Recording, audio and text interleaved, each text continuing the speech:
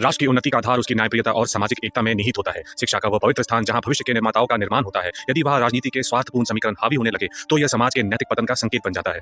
शिक्षा मंत्रालय और धर्मेंद्र प्रधान के नेतृत्व में गढ़ी गई नीतियां क्या वास्तव में समावेशी थी? ज्ञान की खोज ही विश्वविद्यालयों का मुख्य उद्देश्य होना चाहिए, किंतु जब नीतियों के माध्यम से भेदभाव को बढ़ावा दिया जाता है तो यह राष्ट्र की अखंडता के सामने एक गंभीर संकट खड़ा कर देता है। न्याय केवल एक कानूनी प्रक्रिया नहीं, बल्कि वह पवित्र भावना है जो प्रत्येक नागरिक को बिना किसी भेदभाव के आगे बढ़ने के समान अवसर और सम्मानपूर्ण जीवन का अधिकार प्रदान करती है। विश्वविद्यालय अनुदान आयोग यानी यूजीसी की नई मार्गदर्शिकाओं पर माननीय उच्चतम न्यायालय का वर्तमान स्थानादेश इसी वैचारिक संघर्ष की एक बड़ी घटना सिद्ध हुई है। न्यायालय ने इन दिशा निर्देशों को समानता के संवैधानिक सिद्धांतों के विरुद्ध और समाज को पीछे ले जाने वाला पाया है। मुख्य न्यायाधीश की खंडपीठ ने इन नियमों को स्पष्ट बताते हुए जो तीखी टिप्पणियां की हैं, वे शासन की भ्रमित स्थिति को पूरी तरह स्पष्ट करती है। न्यायालय की यह आशंका कि यूजीसी के ये नियम शैक्षणिक संस्थाओं में आपसी कलह और द्वेष की स्थिति पैदा कर सकते हैं, उन नीति निर्धारकों की मेधा पर एक गंभीर प्रश्न चिन्ह लगाती है जिन्होंने इन विसंगतिपूर्ण प्रावधानों को तैयार किया था। क्या हम एक प्रगतिशील समाज बनने के बजाय फिर से उसी दौर में लौटना चाहते हैं जहां व्यक्ति की पहचान केवल उसकी जाति तक ही सीमित थी? यहाँ एक बड़ा प्रश्न यह भी उठता है कि क्या हम अनजाने में उसी गुलामी की मानसिकता को ढो रहे हैं जैसे अंग्रेजों द्वारा 1871 के क्रिमिनल ट्राइब्स एक्ट के माध्यम से भारतीय समाज को बांटने की कुटिल योजना बनाई थी। दिग्विजय सिंह की अध्यक्षता वाली 16 सदस्यीय समिति, जिसमें रविशंकर प्रसाद, बांसुरी स्वराज और संबित पात्रा जैसे अनुभवी नाम शामिल थे, आखिर कैसे इस प्रकार के विवादास्पद नियमों को अनुमति दे सकते हैं? क्या वर्तमान नीतियों के पीछे भी वही भेदभाव वाली सोच काम कर रही है जो समाज की एकता को खंडित करना चाहती है?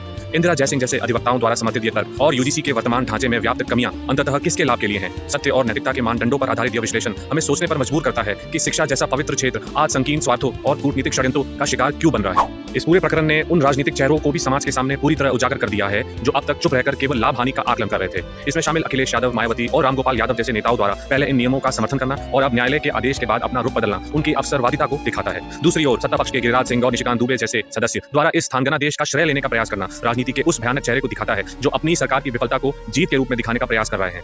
बिना किसी ठोस कानूनी चर्चा के कड़े प्रावधानों को लागू करना और उन्हें समाज के एक वर्ग के विरुद्ध शस्त्र के रूप में उपयोग करने की अनुमति देना न्याय के सिद्धांतों का सीधा हनन है। किसी भी जीवित राष्ट्र में नीतियों का आधार व्यापक सामाजिक चर्चा होनी चाहिए, न कि केवल राजनीतिक लाभ के लिए समाज को जातियों में बांटना। उच्चतम न्यायालय द्वारा वर्ष 2012 की मार्गदर्शिकाओं को पूर्ण लागू करना इस तथ्य का प्रमाण है कि पुरानी व्यवस्थाएं अधिक संतुलित और न्यायपूर्ण थी।